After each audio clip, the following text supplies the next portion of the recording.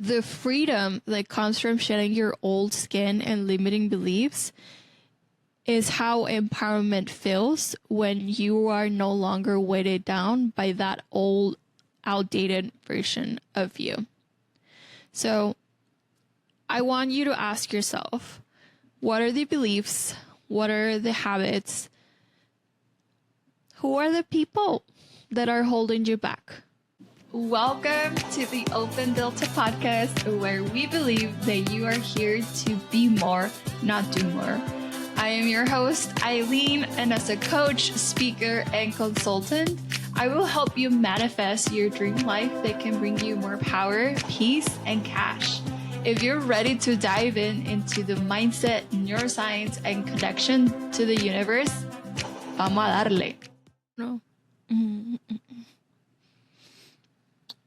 Today, welcome back to Open Delta podcast. Today, I feel very grateful for my health. I am recovering back from a cold that just put me in a state of very wanted to rest, wanted to do nothing, which I have sometimes trouble doing that. So I just feel very grateful that my body is telling me what it needs and I am reciprocating that, and I'm feeling a lot better. And shout out to everyone who has been texting me and making sure that I'm feeling better every single day. And today we're starting with a question, and it's, I think, a difficult question to a lot of us. And that is, what are you willing to leave behind in order to step into the version of yourself who has already achieved your dreams? So today's topic, it's all about snake bites, the cost of achieving your dreams. And really, when I wanted to talk about, what prevents us to going after our goals, for me, is at some point in my career from college to where I am now, I stopped dreaming big. I stopped just thinking what excites me, the art of the possible, and I was just thinking of what is it that I can do, and let me do that. And I was thinking to myself, why have I essentially trimmed down on my dreams and what my potential could be? And really, this metaphor of the snake came up, and snakes shed their skin at different points in their lives. And I was doing some research on it, and they actually do the shedding process when they've outgrown that skin that they needed to shed in order to grow. And I thought it was a beautiful metaphor to our personal development, because we tend to hold on to outdated beliefs, outdated habits, outdated even environments that can stunt our growth. And I always think about personal development whenever you go to the next level, whatever that new next level means to you. Is new levels, new devils. I don't know where I heard that, but I thought it was very interesting because you never just stop growing. There's always something else that once you get to that level, there's something else to figure out. There's something else to address. New triggers, new emotions come up at the different levels. Simbita's here readjusting next to me. And it's really thinking about what got me here is not going to get me there. And a lot of times I was thinking about, my previous self, how I would see personal development and even just outgrowing different versions of myself in the past. And it's really until I started looking at that shedding process as a renewal, it's the time that it gave me a lot of peace. So the shedding process itself, it's painful, or it can be painful, but it is necessary for that renewal component and that expansions. I believe that a lot of us go through this period, like when we hit 25, or those life milestones, like quarter life crisis or midlife crisis for that matter, or whenever we hit some sort of milestone and we've worked so hard to achieve that, and then we kind of have the question of so what? So if we apply this metaphor to, you hit that, let's say, midlife quarter crisis, it's what are the identities that served me in the past that got me here that are no longer going to serve me. And that can be in terms of your love relationships, that can be in terms of your career, that can be in your relationship to parents. I think this is like the biggest growth that I had. I will always be in their hearts my parents' little girl. However, I'm an adult now, and how those relationships are going to change now that me and my brother are adults, and how do we want to transition that conversation or that relationship through conversations forward. And I think one of the reasons that this is a painful process, or at least it has been for me, because it requires us to be misunderstood by other people. And from my experience and from some of my colleagues and friends that have listened to the podcast and told me about some of their stories, is that sometimes they don't feel supported by the people around them to fulfill the vision or mission that they're trying to serve. Maybe they're unhappy with their job because it's not aligned with them.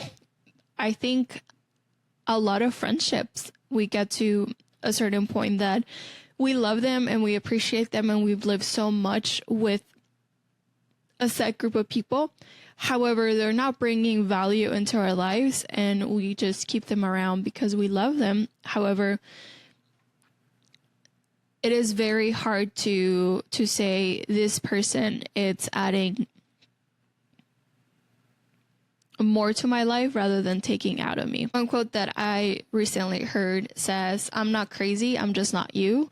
And I think this is so true because our dreams change, our goals change. And even though we haven't shared the entirety of it with our family, with our loved ones, with our friends, with our coworkers, sometimes when you have this crazy idea and it's so overwhelming in your body, you are so excited for it, you sound like a crazy person. However, the fact that you're crazy for something doesn't mean you're wrong. However, I think when it comes to us trying to get validation from people around us, that's when we might sound crazy. However, I super encourage you, if there's something that you are super crazy for, you're not crazy. You're just not them. You're not the people around you, perhaps. And it's a matter of finding those people that are going to support you. And go back to what I said, what got you here is not going to get you there. It's looking at what is the other community of people that it's going to get you there, hopefully faster. And the other thing I believe about this growth happening and it being uncomfortable is because it can be isolating. Sometimes when you're shedding skin, it's messy, it's vulnerable, it's a process, it's a chaotic process. And sometimes it feels you're shedding an old identity. So that's why you might not recognize yourself to a certain extent. However, experiencing that discomfort is a sign that you are evolving. So let's celebrate that you are evolving and that you're getting closer to that new version of yourself that your loved ones, your spouse, your partner, your friends are going to get to experience, because I think that is one of the beautiful gifts as we are shedding our snake vibes into that new snake, into that new person, that you get to share that with everyone around you. And I came across this book that sounds a little bit morbid. However, they essentially asked, and there's been different variations of it, but this book specifically was asking elders what were their top regrets when they were in hospice or when they were really elderly, that essentially they were soon going to die. And the book is called Regrets of Dying. And the 5 things that they've shared was: 1, I wish I've had the courage to live a true life, that I was true to myself and not the life others expected of me. And the key word that came to mind is authentic.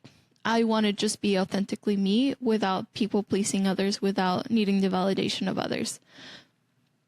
The second one says, I wish I hadn't worked so hard. To me, that rings a bell of prioritizing what really matters to you. Number 3, I wish I've had the courage to express my feelings. Express my feelings is the key item, and being yourself. Number 4, I wish I had stayed in touch with my friends. This to me sounds finding your community and staying in touch with those people that matter to you. And then the last one, I wish I had let myself be happier. Let myself be happier. So many times, like I was talking at the beginning, I stopped myself dreaming big enough, letting myself feel happiness for things that excite me. And I think letting myself be happy, it's all talking about permission. So 1, being authentic to yourself, be prioritizing. 3, be yourself. 4, finding your community. And then 5, I think I said all the numbers wrong. And then 5, giving yourself permission to do whatever you want to do. In this case, the book wrote about letting yourself be happier. So as I was thinking about this, I was like, what are some of the sacrifices that you have to make in order to step into that new person, step into that new identity, whether it's, being a mom, being a parent, or maybe you're stepping into a new role, maybe you're stepping into a new relationship, and maybe it's the healthy relationships that you've been looking for. And what are some of those sacrifices? So the first one that came to mind was time. The hours of dedication, of work, focus that it takes in order for you to reach your dreams. And I will talk about, I've been getting a lot of questions about my podcast. How's it been going? What are some of the things that I've learned? And I really want to distill that in a more thoughtful way. That way, if you're curious, you get to listen to the whole thing. But one of the top questions is how do you find time to do the podcast, even with all the other things that you have going on? So time is the first one. Second is comfort. Leaving behind your comfort zone and embracing uncertainty and embracing all the beautiful experiments that are going to come with you shedding that old skin. And then the third one, my favorite one, is relationships. Relationships, sometimes you're going to outgrow people who no longer align with your new path. And frankly, this has been probably one of the most difficult ones for me. And especially because coming to Chicago has been for a huge milestone in Rocky's career and just educational journey, which is the one to pursue his MBA. And that meant that we sold the house, like we listened in episode 4. We left our community and we left a lot of our old identities also in Texas before moving here. And so it's whenever you make a move, even though it's an amazing move, there are also going to be sacrifices to be made. Even though those people, let's say, are aligned with this new path, they're just going to be aligned in a different way because they're not going to be in the same city. And so letting go of the old you, it's the work that I get to do in coaching with my clients and frankly also in corporate, because a lot of the times we're implementing something new for our clients. And so they gotta get rid of how they used to do things to how they're going to do things with the new technology.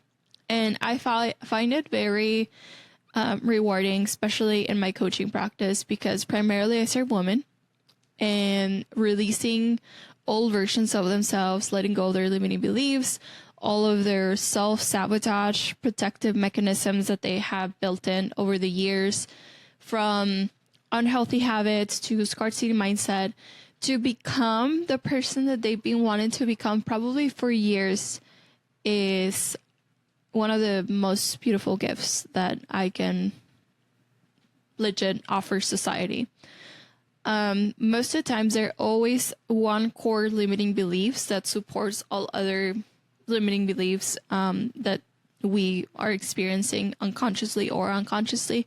So once we find the root, we do work to get rid of all the weeds, tackling the problem from the root, and it's extremely liberating. Me as a practitioner, and for the woman that I get to work with. And sometimes it's amazing how some of these methodologies work, because like it happened for me, we went through the process, and when now is essentially the client going through the process. And shout out to Christy, that she was my practitioner at the moment. And we went through the process, and she had listed all the limiting beliefs that I had said.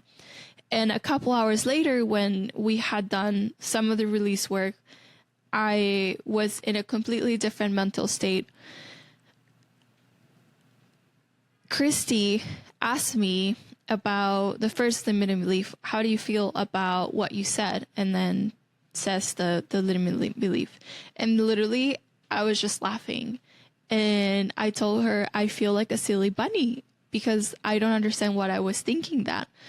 And she went down the list, and I literally kept just like laughing silly bunny, laughing silly bunny, laughing silly bunny. So I just think that shedding process can be slow and steady until you get to that end goal or end process. Or when you work with a practitioner, it can also expedite that, and you won't even recognize yourself, even with a couple of hours from some of the core limiting beliefs that you used to have. So there will be failed experiences. There will be naysayer to what you're trying to do or to where you're trying to get to. However, I think the reward on the other side is magical.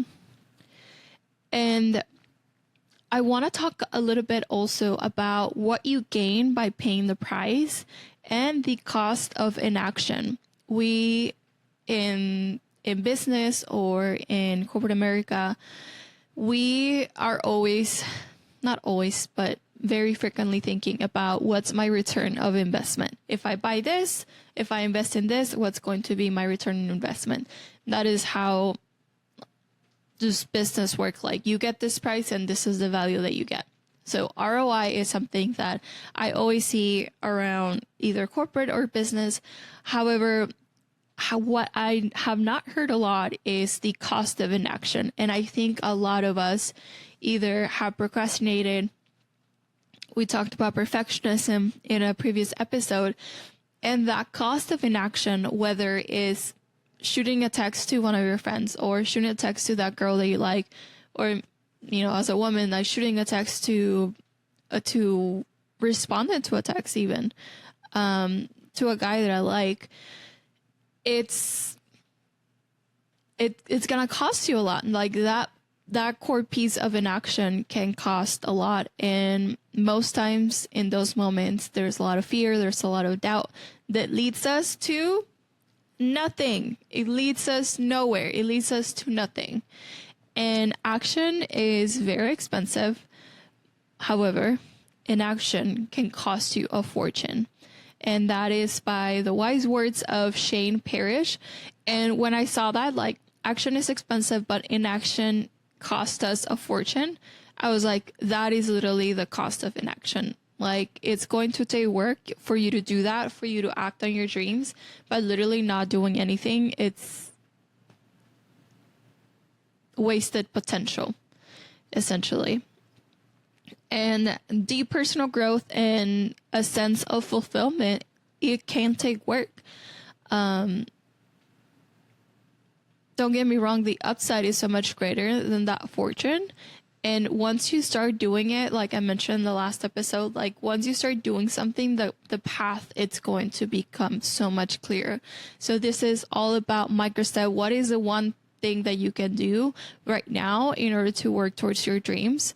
Because you can pay the price today at a discount by shedding all of those things that are keeping you down, or pay later with tax and with inflation and with all the other things, because the taxation of now having your dreams realized,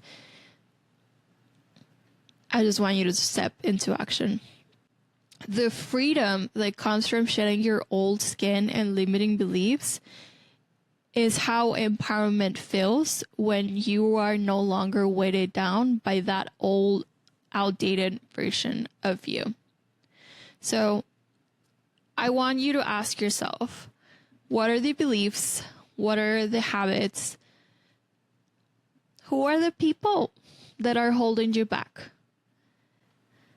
What are those thoughts? Negative Nancy vibes, you know, that little voice inside of you that just keeps saying negative stuff. What are those thoughts that are holding you back?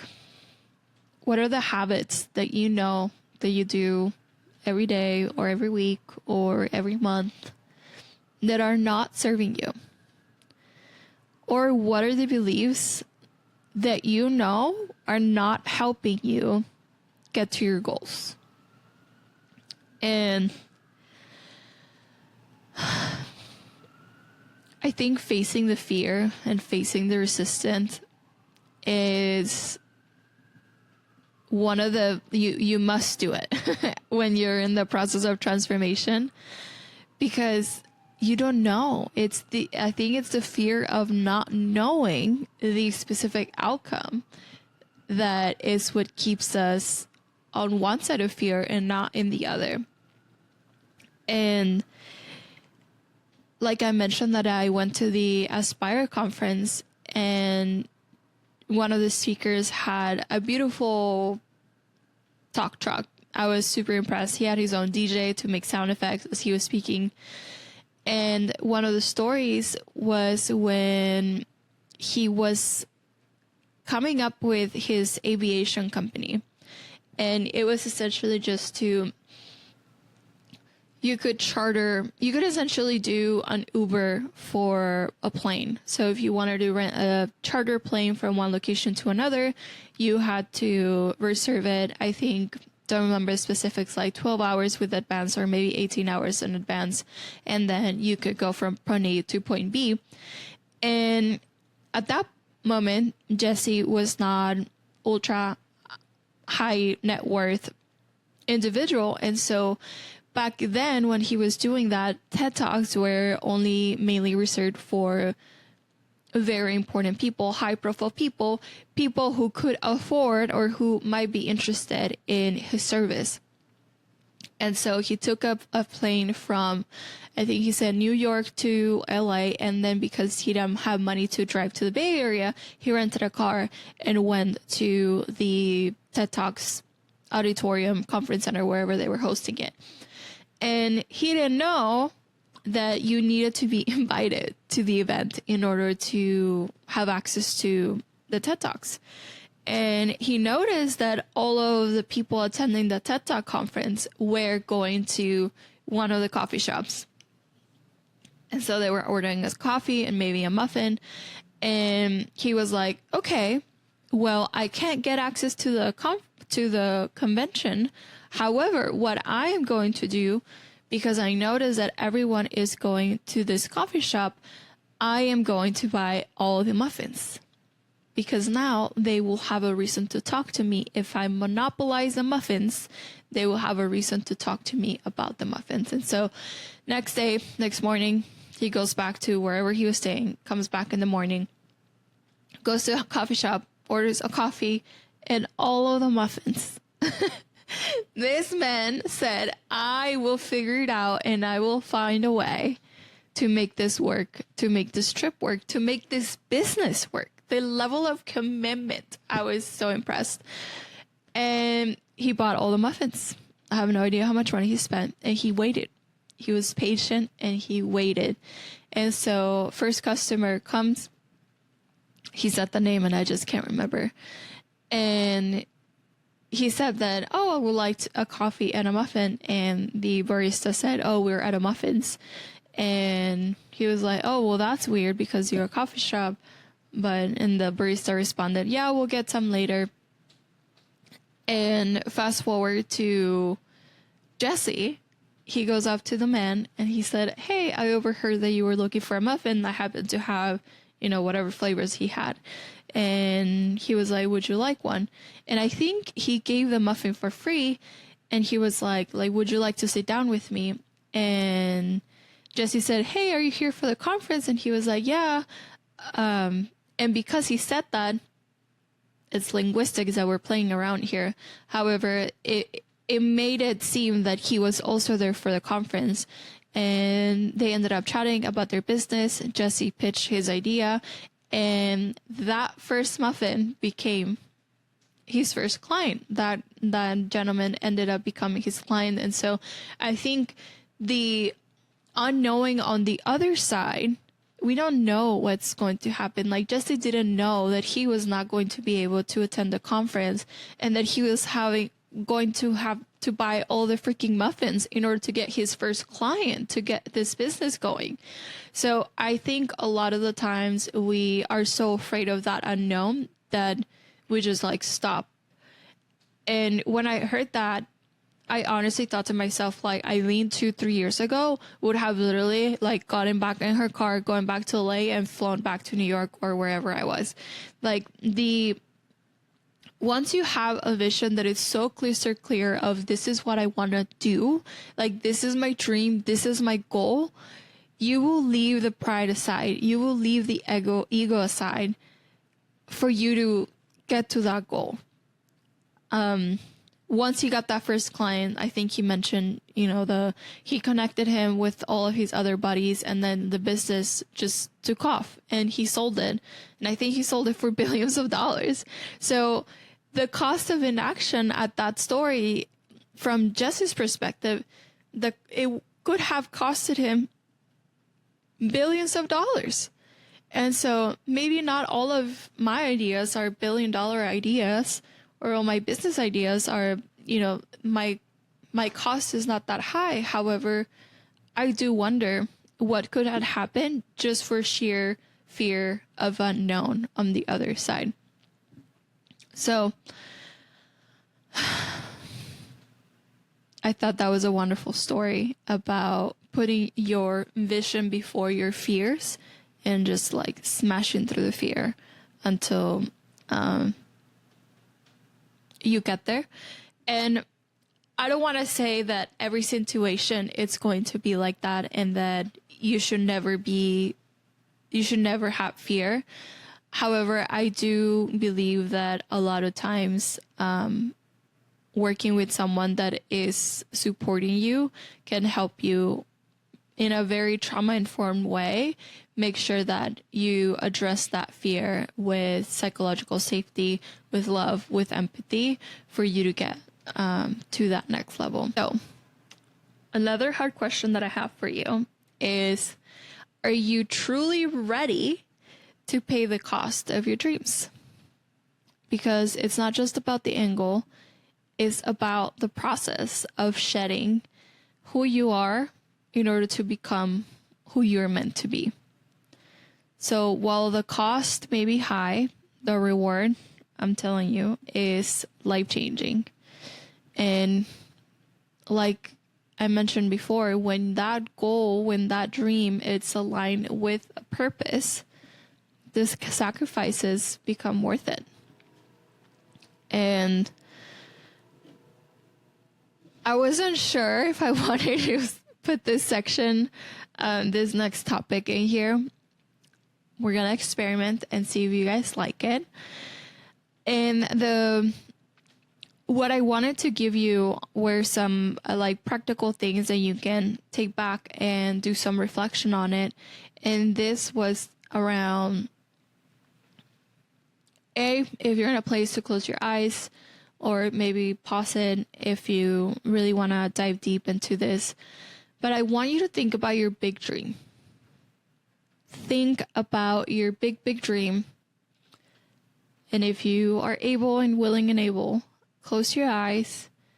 And I want you to think about, what do you see? What do you see in this big dream? What places can you recognize? Do you recognize the people around? What is it that you hear in the background? Is there anything that you can smell? What can you touch with your hands? And make that picture super bright, so real, as if you are in that time right now. Think about that big dream, what it evokes in your heart. How is it being of service to those that you love? And now I want you to take a deep breath and energize this picture with your breath. And now that you have this visualization of what your big dream is, big, bold vision, I want you to write those things down. What you saw, what you heard, what you smelled, anything that you were able to touch. And I want you to, below it, write your shedding list. A shedding list. What are some of the beliefs, habits, and relationships that are no longer aligned with those dreams, with that dream that we just went over? Saquen el cuchillo! That's the part that I didn't know if you guys were going to enjoy, because it takes a lot of authenticity, accountability to say, this is a toxic belief. I keep telling myself X, Y, and Z. So pick one area where you can start shedding immediately, whether it's a habit, let's say snoozing, or tell myself that I'm gonna start eating healthy next week. And then it's like 5 months passed and you still haven't started that new workout routine or that new, eating regime or something. And then once you have that list of the things that you can start doing immediately, share it with someone you trust. Share it with someone that can keep you accountable in a very loving way. And if that's me, I'm also happy to. And one of the questions that we started this podcast was with, what are you willing to leave behind in order to step into the version of yourself who has already achieved your dreams? My friends, I tell you this because if you have a higher calling about something that you absolutely cannot stop thinking about, it means because it's already out there in the future. And I actually read this book online, so I don't actually have the physical copy. And it's one of the most profound quotes that I've ever read. So I will leave you with this quote by Brianna Waste. Your new life is going to cost you your old one. It's going to cost you your comfort zone and your sense of direction. I'll say that again. It's going to cost you your comfort zone and your sense of direction.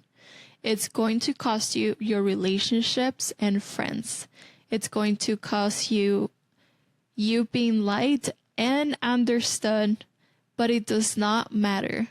The people who are meant for you will meet you in the other side. And with that, my friends, I hope to see you in the other side. Ciao, pescado.